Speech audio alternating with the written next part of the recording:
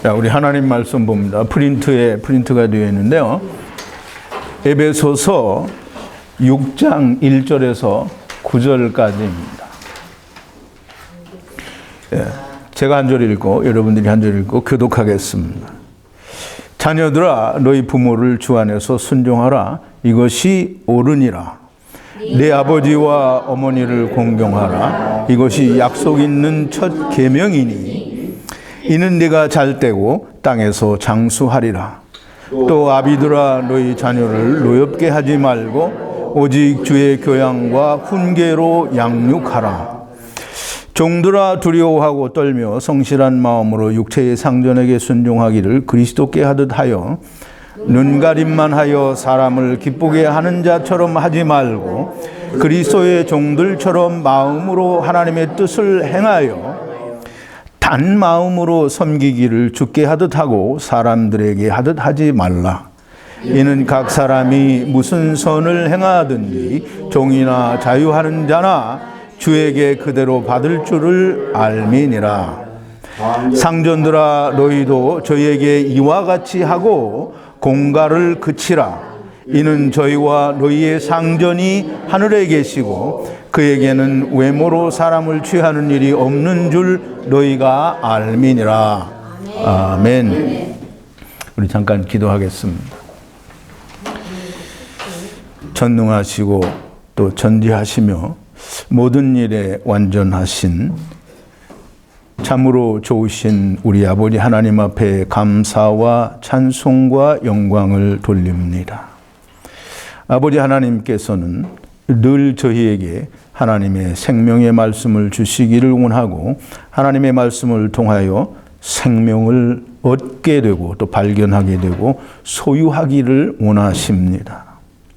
그리하여 마지막으로 하나님의 아들 예수 그리스도를 세상에 보내시고 하나님의 말씀의 비밀을 다 풀어주셨음에도 불구하고 우리 인생들은 하나님의 말씀을 온전하게 이해하지 못하고 항상 자기의 생각에 맞는 대로 해석하고 이해하고 믿기를 좋아하며 또 그렇게 외치기를 좋아합니다. 또 그렇게 외치는 자의 소리를 듣고 하나님의 말씀인 줄로 오해하고 착각하여 열심을 내고 하나님께 나아간다고 합니다.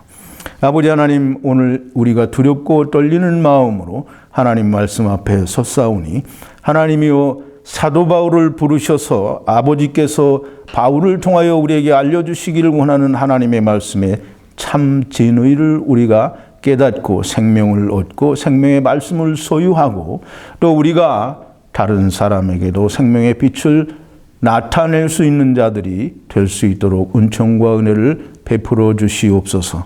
하늘로부터 내리는 신령한 지혜 또 하나님께서 약속으로 보증하여 주신 성령이 저희들에게 더욱더 충만하게 하여 주시고 총명과 명철이 넘쳐나서 하나님의 말씀을 온전하게 깨닫고 이해하고 믿고 아는 자가 될 수 있도록 역사하여 주시옵소서. 우리 로고스 교회 성도들뿐만 아니라 오늘 처음 오신 분들도 또 동영상을 통하여 하나님의 말씀을 사모하는 하나님의 백성들에게 동일한 은혜로 함께하여 주시옵소서. 예수님의 이름으로 기도하옵나이다. 아멘. 오늘은 그 에베소서 전화가 이거 미쳐서 이제 그냥 지운다 그랬는데 안 꺼져요. 오늘은 에베소서 14번째 14번째 강의인데요. 13번에 그리스도와 교회의 관계 큰 비밀이라는, 그리스도와 교회가 왜 큰 비밀인가 하는 그런 제목으로 이미 설교가 되어 있기 때문에 13번째 강해는 건너뛰었습니다. 그래서 오늘은 14번째 에베소서 6장 1절부터 9절 사이에 있는 말씀을 가지고 눈가림만 하지 말고 공갈을 그치라 라는 그런 제목으로 우리 함께 은혜를 받고자 합니다. 제가 지난 금요일 날 그 설교한 설교의 내용 가운데 술 취했다라는 그런 말씀을 설명을 드린 적이 있는데, 술 취했다라는 말은 우리가 생각하는 세상에서 우리가 사람들이 먹는 그런 술을 먹고 취했다라는 뜻이 아니라고 말씀을 드렸어요. 술은 와인, 포도주를 말하는데 포도주는 하나님의 말씀을 말하고 하나님의 말씀을 자기 가졌는데 취한 사람처럼 행하는 것이 술 취한다인 거예요. 그래서 제가 지난 금요일 날 설명을 드렸죠. 하나님 말씀 한 구절 말해놓고 나머지 30분, 40분, 길게는 1시간까지 온갖 세상 얘기를 떠들어대는 그런 말씀은 하나님 말씀이 아니에요. 온전한 정신으로 하나님 말씀을 말하는 게 아니에요. 이건 술 취한답니다. 술 취한 사람이 이 말을 어떻게 해요? 횡설수설하죠. 이랬다 저랬다 한 말 또 하고 자기가 하는 말이 무슨 말인지 몰라요. 하나님 말씀을 자기가 전한다라고 하면서 이렇게 술 취한 사람처럼 말하는 사람들이 이 사도 바울이 말하는 술 취한 자가 되는 거예요. 근데 제가 그 말씀을 설명을 드리고 말미에 그런 말씀을 드렸어요. 나는 구원받아서 자유하니까, 나는 이제 하나님 말씀을 깨달았고 율법에서 자유하고 죄에서 자유하니까 나는 이제 교회에 안 나가고, 왜? 교회에서는 하나님 말씀 전하는 것 같지 않으니까 안 가겠다는 거예요. 그리고 나 혼자 집에서 동영상을 보고 하나님 말씀을 배우겠다. 이렇게 생각하는 사람은 술 취한 사람과 똑같다라고 제가 말씀을 드렸어요. 그랬더니 몇몇 분들이 오해를 하시는 것 같아요.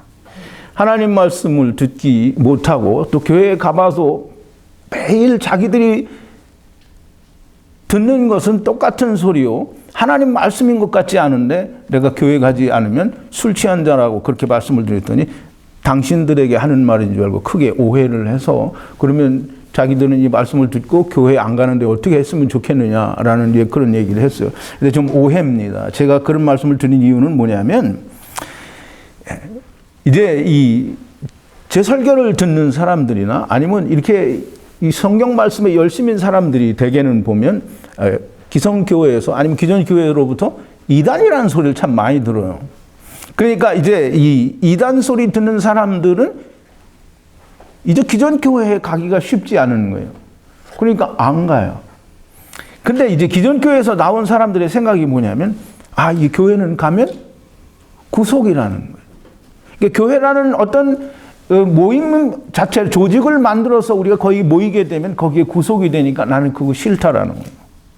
그래서 이제 저는 그런 의도로 이제 우리 밴드 사람들이나 아니면 제 설교를 듣는 분들에게 그런 말씀을 드린 거예요.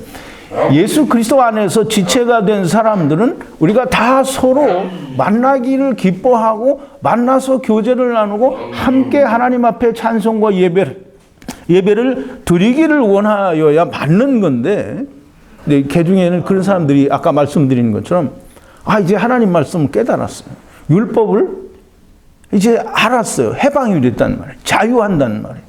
그리고 교회도 가기 싫고 또 모여서 우리가 함께 예배를 드리자고 하면 그게 귀찮은 거예요. 그게 구속인 것 같고. 그러니까 나 혼자 집에서 이목자 설교든 어떤 사람의 설교든 듣고 나 혼자 예배를 드리고 나 혼자 성경 공부를 하겠다. 그러니까 나는 모이는 건 싫다라고 하는 사람들이 분명히 있습니다. 그래서 그런 사람들을 상대로 제가 지난 금요일 날 그런 말씀을 드리는 거예요. 구원 얻었다고 하고 하나님의 말씀을 소유했다고 하고 하나님의 자녀라고 하는 사람이 모여서 함께 예배를 드리고 지체들끼리 교제를 나누기를 원치 않으면 예수님께서 땅끝까지 이르러 복음을 전하려고 하는 일은 뭘 하려고 하는 거예요? 형제가 동거함이, 연합하여 동거함이 어찌 그리 아름다운지요? 라고 하는 하나님의 말씀은 그러면 뭐냐고요? 하나님은 그러면 너 혼자 가서 말씀 듣고 너 혼자서 방구석에서 이렇게 연구 잘해서 하나님 말씀을 깨닫고 그러면 내가 너를 불러주겠노라 이렇게 말씀하셨어요? 그래서 제가 그 말씀을 드리는 겁니다. 하나님 말씀을 깨달아서 내가 진리 안에 있고 나는 하나님의 자녀다라고 하는데 그냥 나는 교회라는 걸 만들어서 거기에서 모여서 함께 모이는 것 자체가 구속이니까 나는 싫다라는 생각을 가진 사람들이 있을 거라는 거예요. 그래서 그런 사람들을 향해서 제가 말씀을 드린 겁니다. 예수님, 하나님 말씀을 듣고 나는 이제 진리를 알았는데 내가 가는 그곳에는 하나님의 말씀을 전하는 때가 단 한 번도 없더라. 그래서 나는 거기 가기 싫다. 그걸 제가 뭐라고 하는 게 아니에요. 모여서 함께 예배를 드리고 함께 교제를 나누고 함께 공부하고 함께 하나님 앞에서 교제하는 그런 자리를 만들자는데 그걸 원치 않은 사람들이 있을 거라는 게 그분들에게 한 얘기입니다. 자, 이제 조금 서론이 길었는데요. 오늘은 이제 눈가림만 하지 말고 공갈을 그치라. 근데 이제 그 뒤에 이 제목이 그런데 좀 그렇죠? 근데 이제 이 본문 말씀을 잘 살펴보면 눈가림만 하지 말고 공갈을 그치라라는 말을 다른 말로 바꾸면 어떤 말이 되느냐면 네 생각대로 하지 말고 죽게 하듯이 하라라는 그런 뜻이에요. 죽게 하듯이 하라. 이게 종이든지 이제 앞에 부모와 자녀 간에 그리고 또 세상의 다른 이웃들에 관한 얘기는 좀 후에 하기로 하고요. 이 종이든지 상전이든지 너희는 다 똑같다라는 거예요. 자, 이제 에베소서를 지금 1장부터 5장까지 다 강의를 했어요. 이제 미리 전에 했던 것까지 합쳐서 이번까지 14번째 강의인데 이제 한 2번만 더 하면 모든 게 끝납니다. 근데 1장부터 지금 5장까지 강의를 했는데요.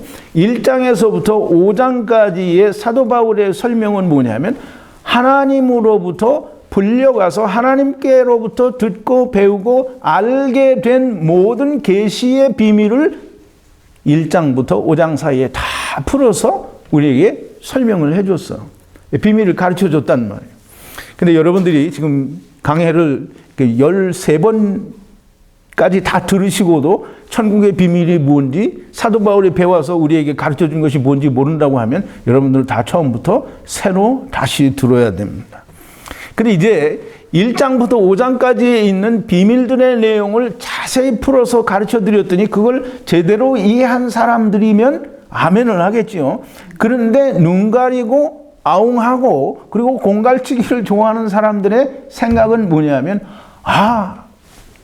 그럼 이제 우리가 우리 마음대로 살아도 되지 않겠느냐. 그게 이제 죄사함의 비밀이든가 우리가 구원받은 한번 예수 그리스도로 말미암아 구원받은 그 구원은 영원한 구원이요. 누구라도 그 구원을 뺏어갈 자가 없다라고 말하면 사람들이 되게 그렇게 말합니다. 그래? 그럼 이제 내 멋대로 살아도 되겠네.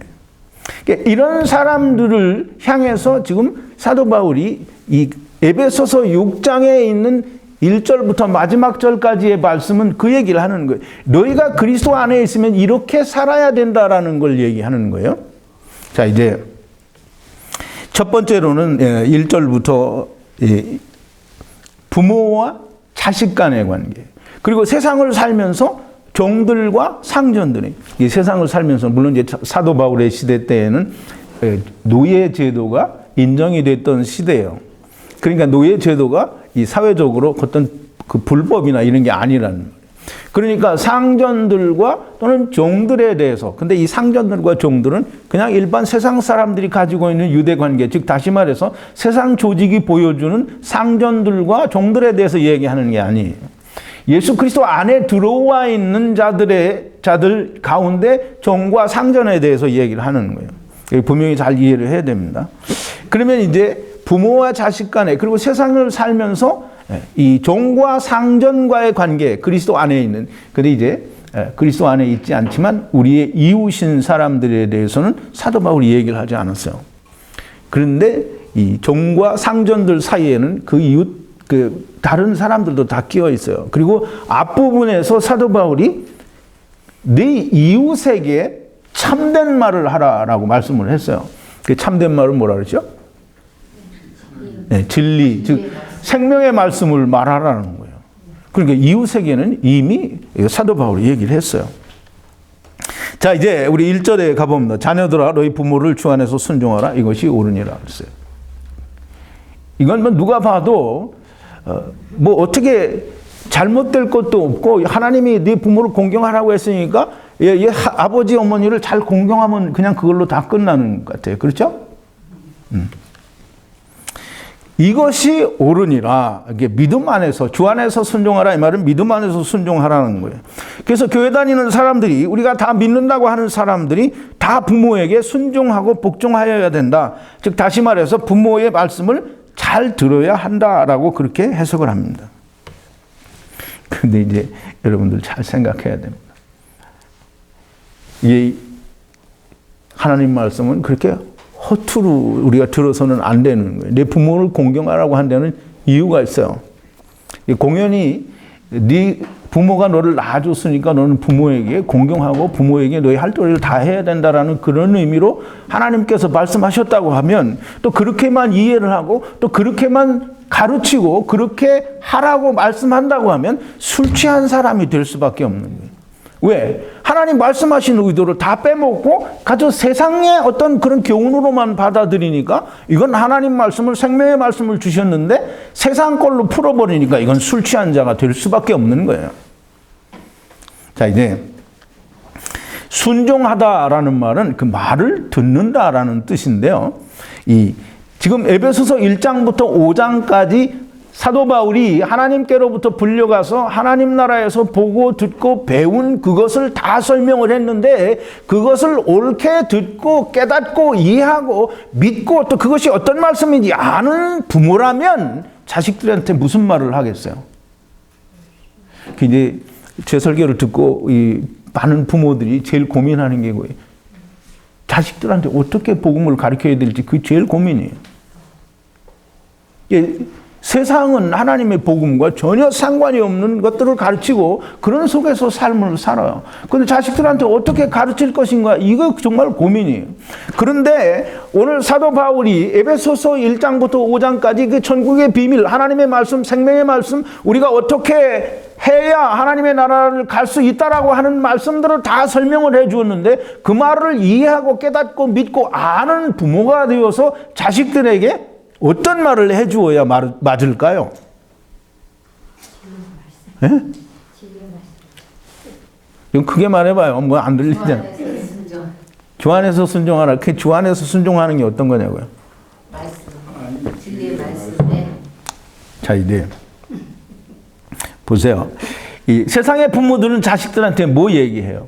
세상에 나가서 공부 잘하고 1등하고 뭐든지 잘해서 성공하고 또 뭐 하여간 뭐 올림픽 가서 금메달 따라 뭐 운동 선수들은 다 우승하라 뭐 축구 선수들은 가서 뭐 상대방도 예수 믿는 사람인데 무조건 싸워서 이겨야 되는 게 그게 부모가 자식들한테 하는 말이에요. 그러니까 세상에서 성공하라는 말을 하는 게 부모에게 이 세상 부모들이 하는 말이에요. 그러니까 주 안에서 사도 바울이 이야기한 에베소서 1장부터 5장까지에 있는 내용을 제대로 이해한 부모라면 그 말을 할래야 할 수가 없어요. 네. 그래 말은 그렇게 하죠, 여러분들이. 그런데 자식들한테는 다 가서 성공하라고 얘기하죠. 주 안에서 부모를 순종하라라는 말은 이 사도 바울이 우리에게 알려준 하나님께서 우리에게 알려주시는 생명의 말씀을 들은 부모들은 생명의 말씀에 대해서 말을 해야 되고 그 말을 들은 자녀들은 반드시 그 말을 들어야만 한다라는 거예요. 그래서 주 안에서 순종하라. 이것이 옳다라고 하는 거예요. 무슨 말인지 이해 갔어요? 네. 좀 잘 이해가 안 되시는 분이 있는 것 같은데. 자, 또 내 부모를 공경하라. 내 아버지와 어머니를 공경하라. 이것이 약속 있는 첫 계명이니라고 했어요. 2절에 보면 그렇게 되어 있죠. 내 아버지와 어머니를 공경하라. 이것이 약속 있는 첫 계명이니 그랬어요. 근데 보통 교회에서 많은 그 목사님들도 그렇고 내 아버지와 어머니를 공경하라고 하는데 그냥 어머니 아버지한테 효도하고 잘하는 거 이외에는 뭘 어떻게 하라는 게 없어요. 그게 하나님이 그렇게 말씀하신 것이라고 이해를 하고 하나님께서 내 부모를 공경하라고 했으니까 존귀하게 여기다 또는 뭐 경외한다 뭐 이런 이해를 하니까 그럼 그 부모를 효도해야 되잖아요. 그러니까 그거 이상은 가르치는 게 없어요. 그거 이외에 다른 거 가르치는 거 들어본 사람 있어요? 없어요. 자, 이제 우리 출애굽기 20장 12절인데요. 강해 관련 성경 1번. 내 부모를 공경하라. 그리하면 너희 하나님 나 여호와가 네게 준 땅에서 내 생명이 길리라.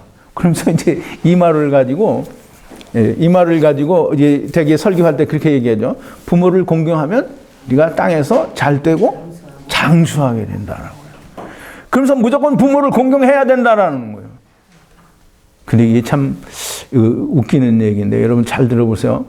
마태복음 23장 9절에 보면 예수님이 세상에 오셔서 이런 말씀을 하십니다. 2번인데요. 땅에 있는 자를 아비라 하지 말라. 너희 아버지는 하나이시니 곧 하늘에 계신 자신이라. 근데 이 말을 예수님이 오셔서 하셨어요. 근데 사람들이 예수님께서 이 말을 하셨는데 구약에서 하나님께서 10계명 중에 6계명으로 주신 그 네 부모를 공경하라는 말씀과 상치된다라고 하는 사실을 전혀 이해하지 못하고 전혀 인지하지를 못해요. 그 이제 보세요. 출애굽기 20장 12절에서는 네 부모를 공경하라고 해놓고 예수님은 오셔서 뭐라 하냐면 땅에 있는 자를 네 아비라 하지 말라는 거예요. 이건 누가 듣고 누가 보아도 출애굽기 20장 12절에서 네 부모를 공경하라고 하신 말씀과 땅에 있는 자를 네 아비라 하지 말라는 말씀과는 이게 뭔가 연결이 안 되잖아요. 그죠? 근데 이걸 모르니까 그냥 내 부모를 공경하라, 부모에게 돈을 많이 갖다 주고 내가 뭐 있는 걸 많이 갖다 주고 마음을 편하게 하고 부모에게 잘해서 효도하라는 게 공경하라고 하는 것인 줄로 알면 그러면 술 취한 자가 되는 거예요. 하나님 말씀 읽어놓고 왠가 딴소리를 하는 거예요. 예수님께서 왜 땅에 있는 자를 아비라 하지 말라. 너희 아버지는 하늘에 있는 분이 오직 하나님이라는 거예요. 그럼 이제 우리가 생각을 해야 돼요. 하나님 말씀은 그래서 묵상해야 되는 거예요. 그냥 내가 받은 대로 느낀 대로 읽어서 생각된 대로 생각하고 말하면 다 술 취한 자가 되는 거예요. 그게 지금 오늘 사도 바울이 뭐라 그랬어요? 내 부모를 공경하라. 이것이 뭐라 그랬어요? 약속 있는 첫 계명이니 그랬어요. 그럼 이제 내 부모를 공경하라 하신 이 말씀 안에 뭐가 있다는 거예요? 뭐가 있다는 거예요? 첫 계명이 있다는 거예요? 뭐가 있다는 거예요? 아니 글자 거기 읽은 대로 말해봐요. 내 부모를 공경하라. 이것이 뭐 있다는 거예요? 그럼 내가 부모를 공경하라는데 그 안에 뭐가 있다는 거예요? 약속이 있다라는 거예요. 약속. 약속은 이제 성경 전체를 털어서 그러니까 성경을 읽고 매일 헛소리를 하면 정말 술 취한 자가 되는 거예요. 성경에서 말하는 약속은 뭐예요? 네? 아이 뭐 약속이 뭐냐고요? 예수 그리스도를 예수 그리스도를 보내주면 뭐가 돼요? 이게 여러분들이 그 성경에 와서 말하는 한마디로 말할 줄을 몰라서 그런데 성경에서 말하는 한마디는 뭐냐면 그러니까 이 천지창조를 모르면 이게 성경을 한마디로 얘기할 수가 없는 거예요. 하나님을 떠난 너희를 내가 예수 그리스도로 말미암아 다시 하나님께로 불러주겠다라는 게 그게 약속이에요. 그러니까 성경은 다 그것만을 얘기해요. 그럼 이 약속이 있다. 그럼 내 부모를 공경하라. 그러면 거기 안에 약속이 있다는 게 무슨 약속이 있다는 거예요? 구원의 약속. 그러니까 구원의 약속이 우리가 구원받으면 하나님을 뭐라고 불러요? 아버지라고 부르죠. 왜? 우리가 본래 하나님의 아들들이었기 때문에 아버지라고 부르게 되는 거예요. 우리가 주께로 아버지께로 돌아가면 우리가 다 하나님을 아버지라고 부르는 거예요. 그러면 이 아버지라 부르게 해주겠다라는 거예요. 즉 다시 말해서 너희를 내가 내 아들들로 다시 돌이켜 주겠다라고 하는 게 약속이에요. 그러면 세상에 있는 육신의 아버지를 공경하는 그것이 열심히 하면 그럼 뭐 주겠다는 거예요? 약속을 준다는 거잖아요. 약속을 준다는 게 뭘 준다는 거예요? 땅. 예? 땅을 준다고요?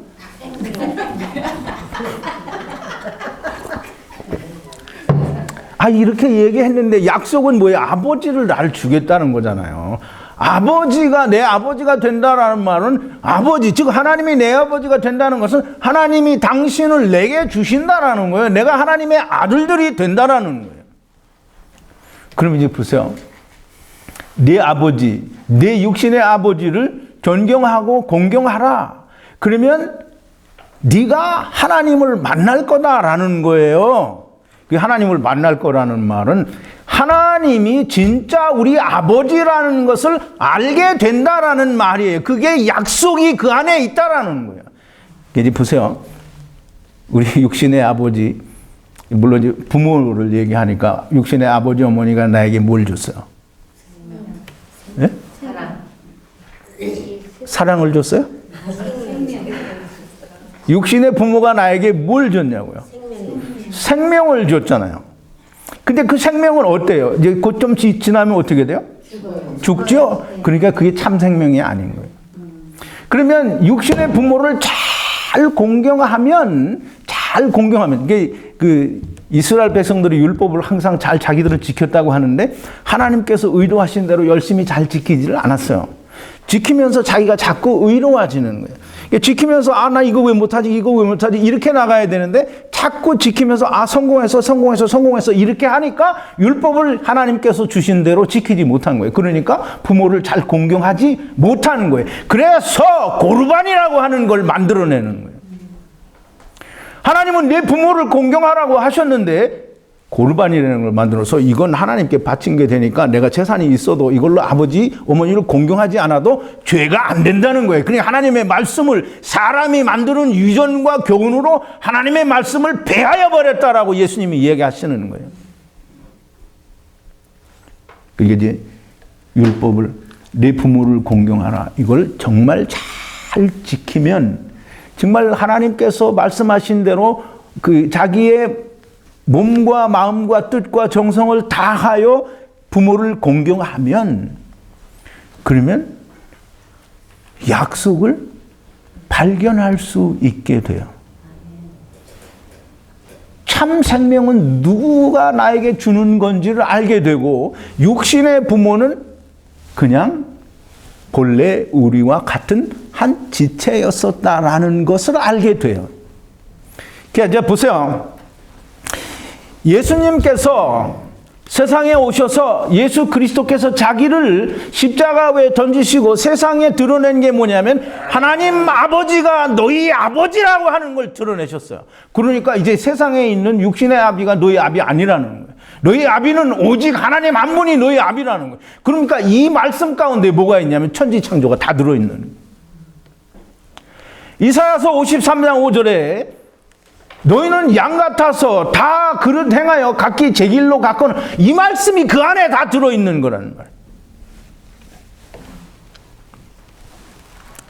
그 이제 내 부모를 공경하라. 그러면 땅에서 내 생명의 길리라. 이제 사람들이 부모를 공경하면 하나님께서 복을 주셔서 내가 땅에서 오래오래 살 거다라고 이렇게 생각을 하고 그렇게 해석을 하잖아요. 근데 여기서 땅에서 오래 산다라는, 땅에서 내 날이 길리라라고 하는 말은 땅은 우리 사람을 히브리 말로 뭐라고 하냐면 아담이라고 해요. 근데 그 아담이 어디에서 왔냐면 아다마라는 그 흙이 똑같은 거예요. 아담이나 아다마나 같은 흙이에요. 근데 이 아담아 흙 속에서 내 날이 길리라. 근데 이제 이 길리라 이렇게 여기 길리라고 그렇게 돼 있죠. 이 말은 뭐냐면 이게 오랫동안 연장된다라는 뜻이에요.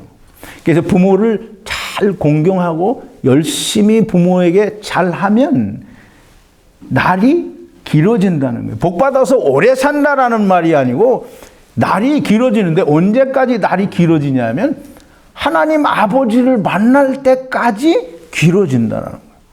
근데 이스라엘 백성들이 생각하고 이스라엘 백성처럼 율법을 잘 지키는 민족들이 어떻게 하나님을 못 만나냐. 아까 얘기했잖아요. 다 자기네들 마음에 꼴리는 대로 그렇게 공경하니까 고르반도 만들어내고 실제로는 공경하는 마음이 없이 자기 부모를 공경한다라고 눈 가리고 아웅 공갈치니까 그러니까 못 만나는 거예요. 그러니까 길지가 못하고 그냥 다 죽고 멸망당하는 거예요.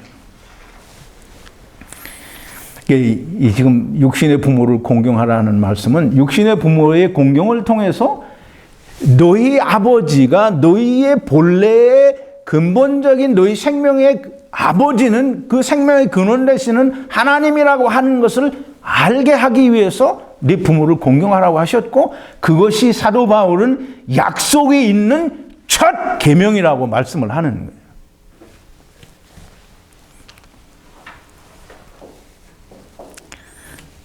자, 이제 왜 예수님이 땅에 있는 자를 아비라 하지 말라라는 말씀이 왜 그런 말씀 하셨는지 이제 이해 갑니까? 네. 알았어요? 네.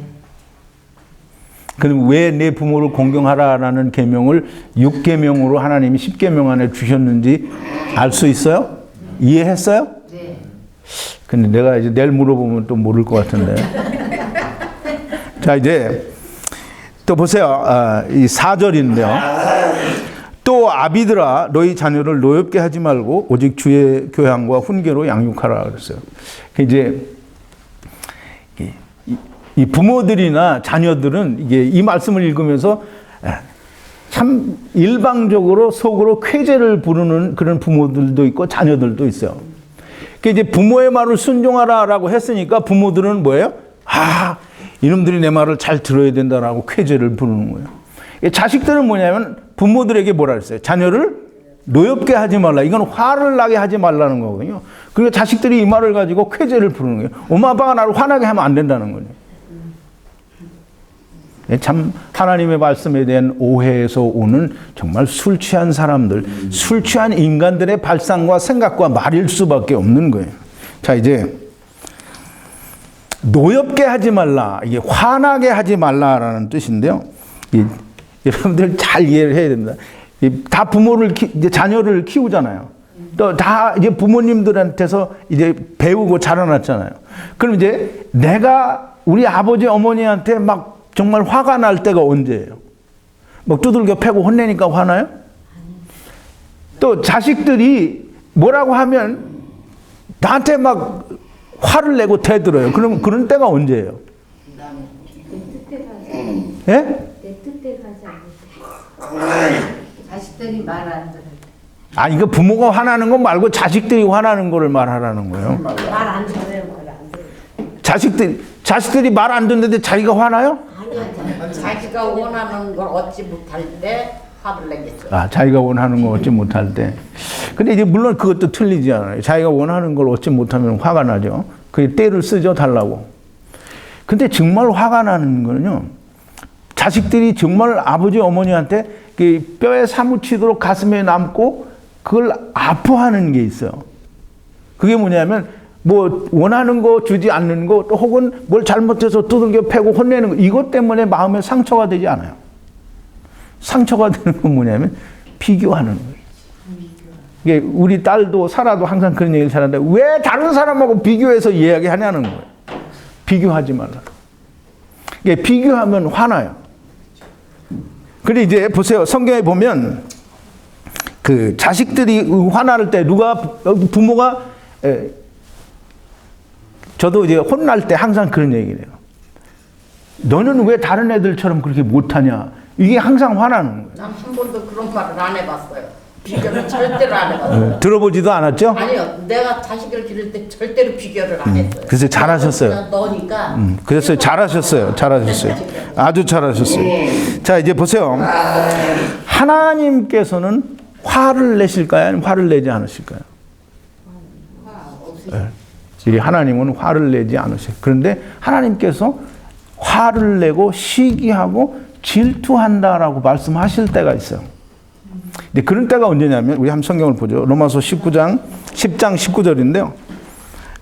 3번이에요. 그러나 내가 말하노니 이스라엘이 알지 못하였느뇨. 먼저 모세가 이르되 내가 백성 아닌 자로서 너희를 시기나게 하며 미련한 백성으로서 너희를 노엽게 하리라 하였고 그랬어요. 이게 무슨 말이냐면 신명기 32장 21절로 가보는데 5번이에요. 그들이 하나님이 아닌 자로 나의 질투를 일으키며 그들의 허무한 것으로 나의 진노를 격발하였으니 나도 백성이 되지 아니한 자로 그들의 시기가 나게 하며 우준한 민족으로 그들의 분노를 격발하리라. 이게 무슨 말이냐면 그 이스라엘 백성들은 항상 똑같아요.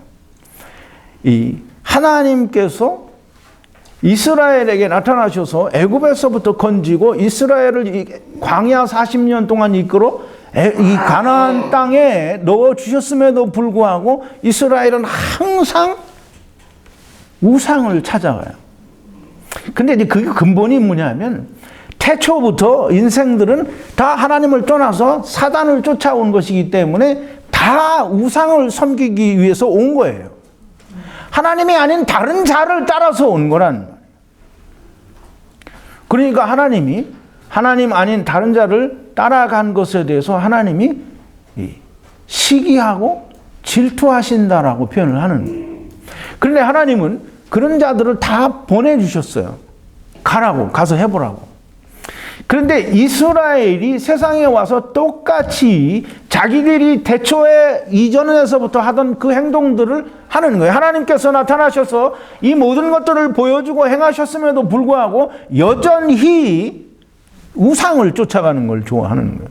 그래서 하나님이 화가 나셨다라는 거예요. 시기하고 질투가 나셨다라는 거예요. 그래서 하나님께서 이스라엘에게 똑같이 하시는데 어떻게 똑같이 하시느냐 하면 하나님이 택하신 백성이 아닌 이방인들로 하여금 먼저 구원을 얻게 하여 이방인들이 구원 얻는 걸 보고 이스라엘 백성이 시기나고 질투나고 화가 분노가 격발하게 만드신다라는 거예요. 그러니까 이제 우리가 화가 나고 분노가 일어나고 이렇게 어떤 노엽게 되는 게 언제냐면 하나님을 떠난 걸 우리가 알게 될 때, 자녀들을 노엽게 하지 말라라는 말은 세상 일에서 어떤 너 이거 하지 마, 이거 하지 마 이렇게 해서 그렇게 하는 게 아니라 이제 보세요. 잘 이해를 해야 됩니다. 부모가 자식한테 이게 아까 처음에 얘기했죠. 이 에베소서 1장부터 5장까지 다 잘 하나님 말씀을 배웠어요. 그럼 그런 부모가 너 세상에서 이것도 1등하고 저것도 1등하고 뭐 잘 되고 성공하고 이거 말할 수 있어요? 없어요? 없죠. 그런데 이 복음을 알지 못하는 그런 부모들이 자녀들한테는 어떻게든지 세상 가서 너는 잘 살아남고 성공하고 부를 이루고 참 이렇게 복 받으라라고 얘기를 해서 그 자식들이 그 말을 따라서 열심히 해서 세상에서 성공을 했어요. 근데 나중에 그거 알고 보니까 그게 하나님을 떠나는 행동인 걸 알았어요. 그럼 부모에게 화가 나겠어요? 안 나겠어요? 이제 우리 조카 녀석이 그러는데 이 집사람 조카죠. 어렸을 때 엄마가 피아노를 배우라고 피아노 학원을 열심히 보내줬어요. 그게 막 안 간다고 재미없잖아요. 근데 사내 놈이니까 이 피아노가 아마 재미없었나 봐요. 그래서 막 보내는데 안 가요. 이게 끝끝내 안 간다고 하니까 그럼 관두라 그랬어요. 그랬더니 내가 머리 다 커가지고 하는 얘기가 뭐냐면 왜 나를 좀 더 강제로 그걸 시키지 않았냐는 거예요. 그러니까 이제 자식들은 그런 거예요.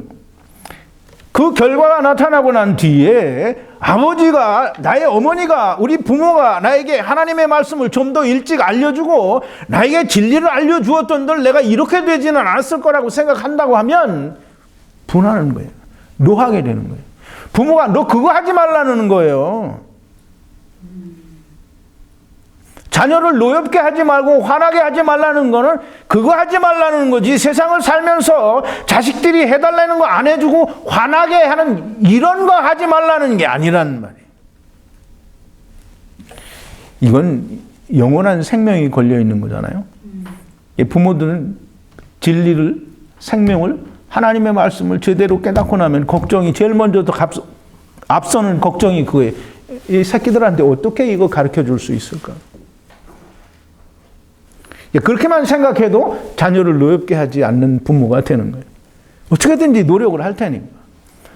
노력을 하고 기도하고 하나님께 은혜를 구하면 반드시 자녀들에게도 은혜를 주실 거예요.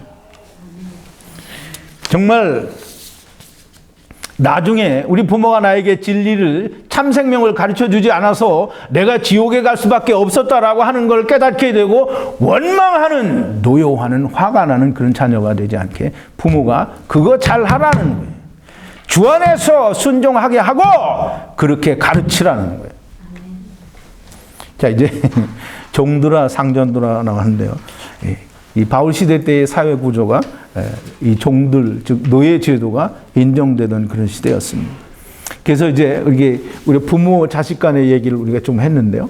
이 상전들아 종들아 이러니까 사람들에게 이 종된 자들과 상전들이 다 각기 다르게 자기들이 어떻게 해야 되는 걸로 생각해요. 근데 그게 아니고 이 종들과 상전들은 그 시대에, 바울이 살던 그 시대의 사회 제도가 종들과 상전들이 있었기 때문에 종들과 상전들의 얘기를 하는데 둘 다 그리스도 안에, 주 안에서 있는 자들, 즉 주 안에서 종들과 상전들이지만 둘 다 주 안에 있는 자들이 어떻게 해야 할 거를 가르치는데 먼저 종들에 대해서 얘기를 해요. 근데 그럼 상전들은 좀 다르냐? 상전들도 여전히 똑같다라는 거예요. 그래서 이제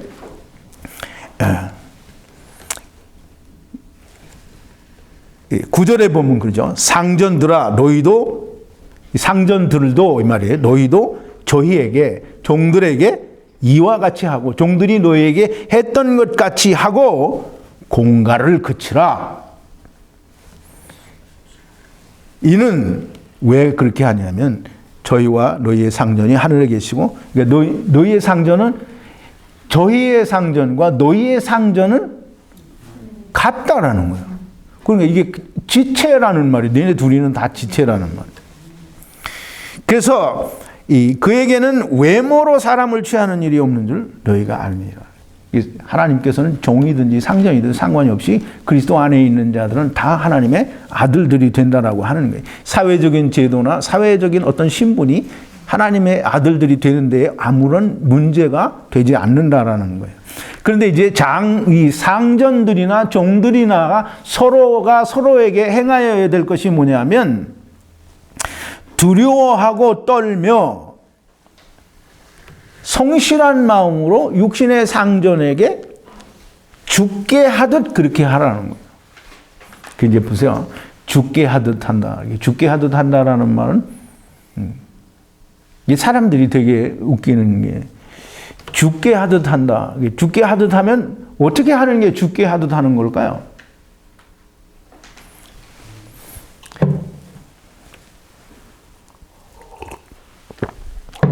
제가 여러분들한테 뭐 기도하지 말라라는 그런 말을 하는 건 아닌데요.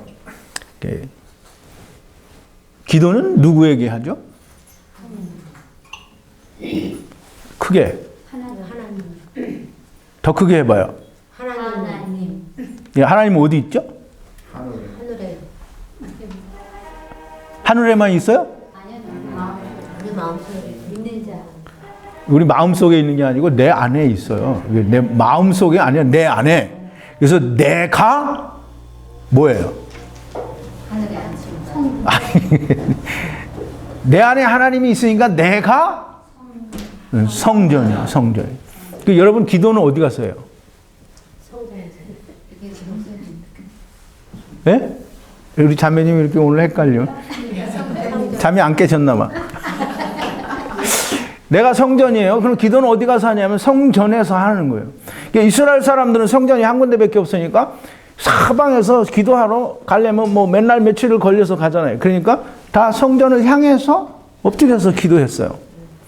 근데 이제 기도는 예수님이 오셔서 성전을 정화하시면서 뭐라 했냐면 내 아버지의 집은 만민의 기도하는 집이라 그랬어요. 기도는 성전에서 하는 거예요. 그럼 이제 우리가 이제 저도 뭐 그렇게 했어요. 여러분들 다 그렇게 해뒀어요. 옛날에 그냥 교회 다닐 때는 교회 가면 목사님들이 그렇게 가르치죠. 들어오는 즉시 기도를 하라고.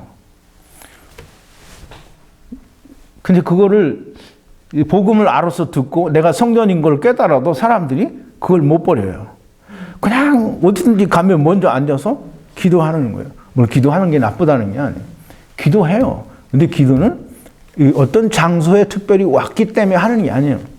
기도는 내 안에 있는 하나님과 내가 교통하는 거예요. 하나님과 교통할 때에는 영으로서 교통하는 것이지 그냥 육신으로 입술로 허기 좋은 말로 막 이렇게 중얼거리고 그걸 중언부언하는 그거 기도 아니에요. 하나님께서 우리를 향하여 원하시는 이루시기를 원하시는 그것을 우리가 알아서 하나님의 뜻을 이루어 달라고 하는 그것이 기도예요.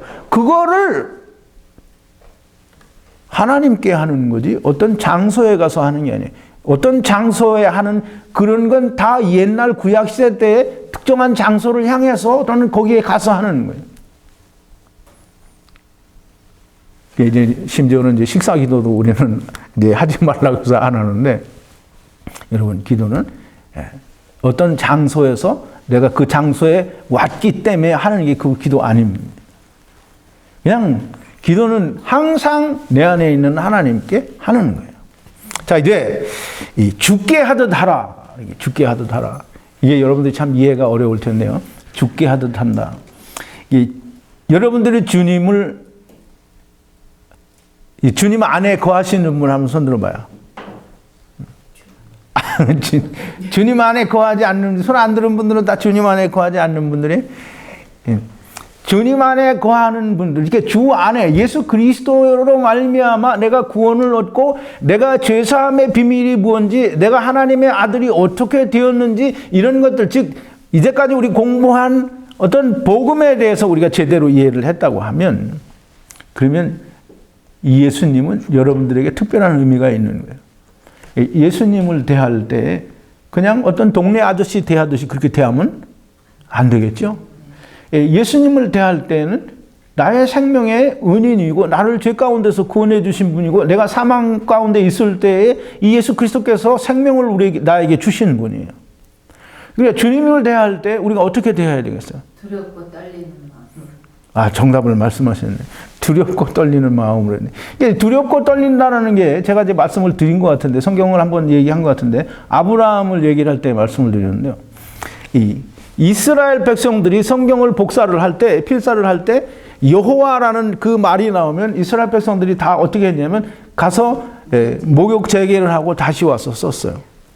그러니까 사람들이 뭐라 하냐면 이스라엘 백성들은 하나님을 이렇게 두려워했다고 그래요. 이건 정말 개소리인 거예요. 가서 목욕 재개하고 왔는데 하나님께서 말씀하신 말은 하나도 안 들어. 그게 무슨 두려워하는 거예요? 아니죠. 두려워하는 게 아니에요. 하나님 말씀하셨으면 세상이 반쪽이 나도 하나님 말씀하신 걸 믿는 게 하나님을 두려워하는 거예요.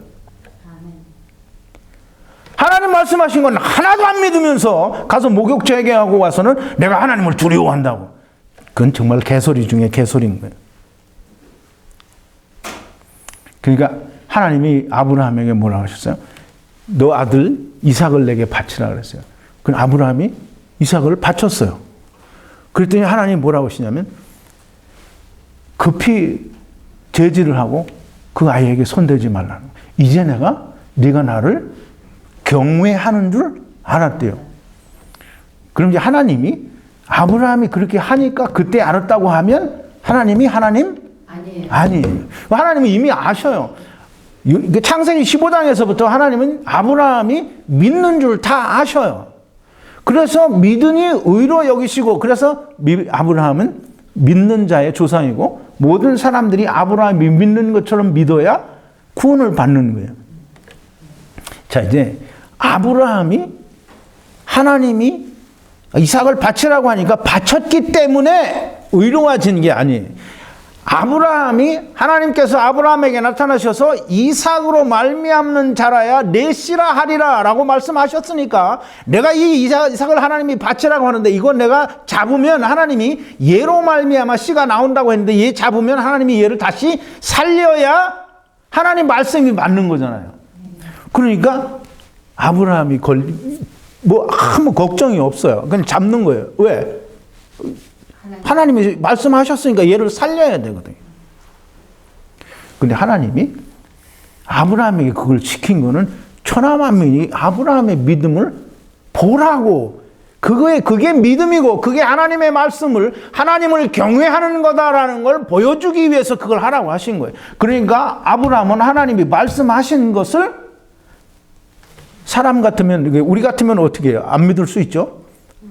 그냥 거기다 대놓고 하나님 앞에 화를 내면서, 아니 하나님 무슨 말씀을 하시는 거냐고. 아니 전에 말씀하실 때는 얘로 말미암아 씨를 준다고 하고 얘를 잡으라고 하면 그러면 나는 어떻게 하라는 거예요? 이렇게 하겠죠? 그게 우리가 하는 거예요. 근데 아브라함은 어떻게 했어요? 그렇게 안 했어요. 그게 하나님을 두려워하고 하나님을 경외하는 거예요. 그리고 하나님께서 궁창을 만드시고 궁창 안에 해와 달과 별을 두셨다는데 우주에 있다라고 말하는 거는 하나님을 두려워하는 게 아니에요. 웬 사기를 믿고 그 사기로 하나님의 말씀을 폐하려고 하는 거예요.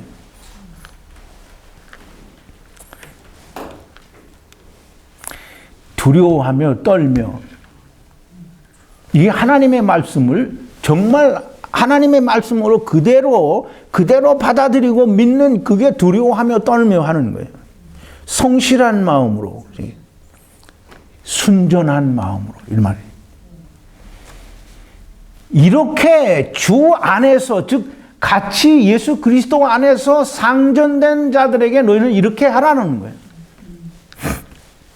근데 오늘날 그 세상에서 살면서 상전들에게 이렇게 할 수 있어요? 예, 못해요.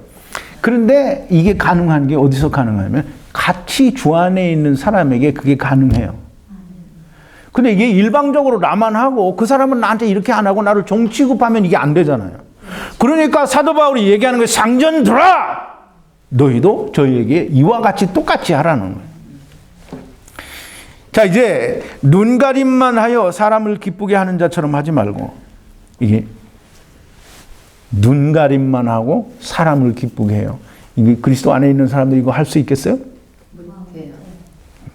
그게 이 말은 뭐냐면 세상 사람들처럼 하지 말라는 거예요. 그렇게 하지 말고 어떻게 하라고 하냐면 그리스도의 종들처럼 마음으로 하나님의 뜻을 행하여 그랬어요. 그게 이제 하나님 말씀을 이해를 못하면 이런 걸 해석을 하려고 푹진 애를 쓰고 주석 찾아보고 뭐 오만 잡군데를 다 찾아봐도 여기에 대한 해석이 없어요. 그리스도의 종들처럼, 그리스도의 종은 누구예요? 뭐 제자들이요, 뭐 이렇게 말하지 말고 그리스도의 종들은 뭐냐면 예수 그리스도로 말미암는 진리를, 즉 생명을 얻은 뒤에 예수 그리스도 안에서 복음의 빛을 발하기를 원하는 사람들이 그리스도의 종들이에요. 그 종들처럼 마음으로 하나님의 뜻을 행하라는 거예요. 이 마음은 뭐냐면 여러분들에게 가끔 말씀을 드리는데 푸시케라는 말인데요.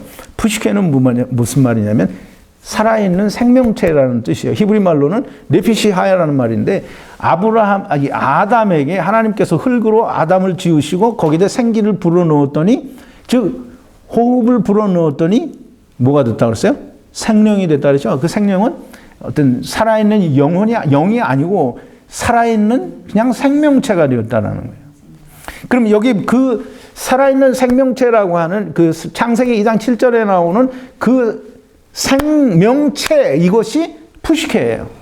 즉 흙인데 거기에 하나님이 생명을 불어넣어 주어서 흙이 사라진 것이 그게 푸시케예요. 그러니까 그 안에는 뭐가 있냐면 흙도 있고 영도 들어있어요. 제가 전에 한번 설명을 드린 것 같은데 여러분들이 잘 이해를 하기를 바라요. 좀 생각이 안 나면 기억을 더듬으셔서 한번 묵상하시기를 바라고요. 이 마음으로라는 말은 그냥 내 속에서 하나님의 뜻을 행한다라는 뜻이 아니고 목숨으로, 즉 생명으로라는 뜻이에요. 생명으로 하나님의 뜻을 행한다니, 하나님의 뜻이 뭐죠? 아, 이게 오늘 되게 어려운가 봐. 하나님의 뜻이 뭐예요? 이게 다 아는 건데 맨날 하는 얘기인데. 그 아들을 보내신 자, 그 아들.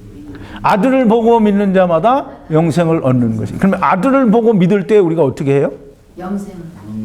아들 얻을 때 우리가 어떻게 행하느냐 이거. 물론 아들을 보고 믿는 자마다 영생을 얻는 건 맞아요. 근데 우리가 예수 그리스도를 믿는다라는 말이 어떤 거냐 이거. 예수 그리스도와 함께 죽고 함께 사는 거예요. 그래 목숨으로 아버지의 뜻을 행하는 거예요. 이 말은 뭐냐면 내가 예수 그리스도와 함께 죽고 그리스도와 함께 더불어 사는 그것이 목숨으로 아버지의 뜻을 행하는 거예요. 그렇게 한 것처럼 너희가 너희 상전들에게 똑같이 행하라는 거예요. 이 단마음으로 단마음으로. 이 단은 무슨 단이 무는 것 같아요. 이게 무슨 뜻인 것 같아요? 달다라는 뜻이에요. 달다. 이게 우리말로는 달다라는 뜻인데 이 헬란 말로는 친절, 호의라는 뜻이에요. 이 호의와 친절함으로 섬기기를, 종되기를, 그 사람의 상전된 사람에게 섬기기를, 종되기를 죽게 하듯 하라라는 거예요. 왜 이렇게 해야 하느냐면 각 사람이 무슨 선을 행하든지 종이나 자유자 하는 자나 주에게 받은 그대로 받을 줄을 알미니라 했어요. 이게 무슨 각 사람이라는 말은 한 사람이 다 말하는 거예요. 그러니까 영어로 말하면 each one이에요. 이제 그걸 다른 말로 everyone이라고 할 수 있어요. 그러니까 모든 사람이 무슨 선을 행하든지, 그래서 무슨은 어떤이라는 그런 뜻이 아니고 누구에게든지라는 거예요. 누구든지. 그러니까 모든 사람이 각 사람에게 어떤 사람에게든지 선을 행하면 그래요. 선은 아가도스라는 말인데, 부자 청년이 예수님께 와서 묻죠. 선한 선생님이여, 내가 어떻게 하여야 영생을 얻겠습니까? 그랬더니 예수님이 뭐라요? 선하신 분은 오직 하나님 한 분뿐이신데 네가 어찌하여 나를 선하다고 하느냐? 하나님이 선한 거 아니야? 그러면서 하나님을 떠난 모든 건 선하지 않는 걸 네가 아니? 이 말이에요. 그럼 이제 누구에게든지 선을 행한다라고 하는 것은 즉 하나님을 알게 하는 일이 그게 선을 행하는 거예요. 그렇게 누구에게든지 선을 행하면 종이나 자유자나, 이게 종은 여기서 말하는 대로 종을 말하죠. 자유자는 물론 이제 조금 표현이 다르긴 한데 상전들을 가리켜서 말하는 거예요. 이 상전들은 종이 아니죠. 이 자유자 하는 자나 주에게 그대로 내가 누구에게든지 선을 행한 그대로 내가 돌려받는다라는 것을 너희가 알미니라 그랬어요. 그러니까 상전들이든지 종이든지 그 상관이 없어요. 주 안에 있는 모든 사람들은 다 세상 사람들처럼 눈 가리고 아웅하지 말고 또 공갈치는 거 하지 말고 주님께 내가 주님을 대하듯이 주 안에 있는 모든 지체들에게 똑같이 대하라는 거예요.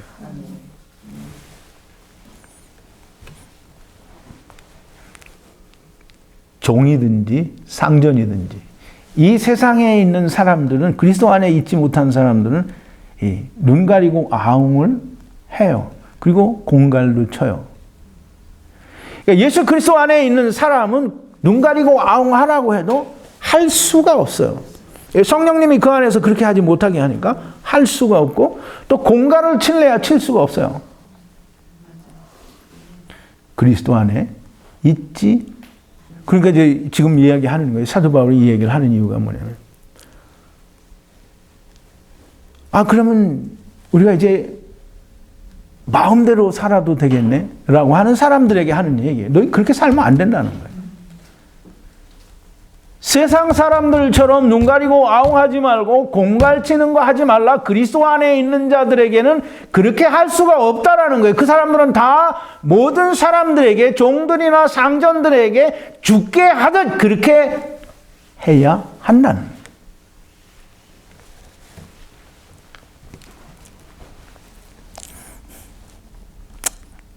자, 이제 사도 바울이 이 에베소서 6장에서 이 부모와 자식 간에, 그리고 상전들과 종들에게 이런 말씀을 하는 이유는, 우리가 이 땅에서 이제 복음을 알았잖아요. 그럼 복음을 알고 세상을 살 때 사람들이 걱정이 거예요. 내가 이제 어떻게, 그러니까 율법을 지키지 말라고 하고 이게 어떻게 하라고 하는 게 없잖아요. 그러니까 내가 이제 어떻게 해야 되느냐는 거예요. 그럼 어떻게 하지 마. 그냥 살아. 뭘 그렇게 하려고 그래. 그냥 살으라니까. 그러니까 이제 그러면 이렇게 얘기하면 그러죠. 그럼 내 마음대로 살아도 되겠네. 내 마음대로 살아요. 근데 지금 사도 바울이 얘기하잖아요. 부모는 자식에게, 자식은 부모에게 어떻게 행하라고 하는 것을 오늘 얘기해 줬어요. 그리고 상전들과 종들은 너희가 이 세상 살면서 죽게 하듯 너희가 그렇게 그들을 대하라는 거예요. 지체를 그렇게 대하라는 거예요. 세상 사람들에게 대해서는 얘기했잖아요. 내 이웃에게 참된 말을 하라는 거예요. 아직 그리스도 안에 들어오지 못한 눈 가리고 아웅하는 사람들, 공갈치는 사람들에게 참된 진리의 말씀, 생명의 말씀을 말하라는 거예요. 자, 이제 우리가 다음번 강해는 하나님의 전신갑주를 입으라는데, 이건 이제 작년에 했어요. 그래서 이제 이걸 또 건너뛰고 이제 마지막 부분을 어떻게든지 복음을 전하게 하게 해달라고 기도하라는 사도 바울의 당부를 이제 할 건데요. 하나님의 전신갑주를 입으라. 지금 이 말씀들은 사도 바울이 지금 이 에베소서 6장 1절부터 9절에 있는 이 말씀을 하는 거는 이제 예수 그리스도를 믿고 그리스도 안에 있는 자들이 세상에서 어떻게 살아야 될지, 세상에서 자기 마음대로 그럼 내 마음대로 살아야 되겠네 라고 하는 마음을 주는 건 누구예요? 사단. 두 사람만 얘기를 했는데 지금 세 사람. 이게 그런 마음을 주는 건 누구냐면 사단이에요. 그럼 이제 사단이 그렇게 나한테 그런 마음을 주죠? 그러면 이제 그 사단의 미혹에 넘어가지 않기 위해서 뭘 하라는 거냐면 하나님의 전신갑주를 입으라. 그러니까 여러분들이 꼭 하나님의 전신갑주를 입으라라는 설교를 찾아서 들어봐야 됩니다. 2018년 11월 16일에 했어요. 제가 그 원고에는 아마 그 링크를 해놨는데요. 그 링크를 똑같이 치시면 그 설교가 나옵니다. 참 오늘 처음 오신 분 두 분 있고, 그런데 설교가 참 지루하고 길죠. 재미도 없고 소리만 빽빽 지르는데 잘 이해를 하시고 그게 믿어지시면 생명이 있습니다. 여러분들에게도 믿어지는 은혜와 하나님의 생명이 함께 하시기를 바랍니다. 우리 기도하시겠습니다.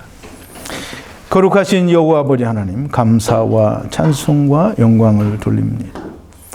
오늘도 아버지 하나님께서 저희에게 주시는 진리의 말씀, 생명의 말씀, 아버지여 우리가 묵상해 보았습니다. 하나님께서 일찍이 다윗을 통하여 저희들에게 말씀하시기를 오늘날이라고 하는 날에 너희가 하나님의 음성을 듣거든 네 마음을 강팍해 하지 말라고 하셨습니다. 아버지여 저희들의 마음을 성령님이 역사하셔서 감동하여 주시고 가늠하다 현장에서 잡힌 여인에게 돌질을 하려고 하는 사람들의 마음을 땅에다 글을 쓰시며 그 마음을 움직이셨던 것처럼 우리에게도 우리의 마음이 옥토가 되는 마음을 주셔서 우리가 하나님의 말씀이 들려질 때에 온전히 이해되어지고 믿어지고 알게 되어지는 역사가 있게 하여 주시옵소서. 먼저 내가 생명의 빛이 되게 하시고 내가 가진 생명의 빛을 다른 이에게 나누어 줄 수 있는 자들이 되게 하여 주시옵소서. 예수님의 이름으로 기도하옵나이다. 아멘.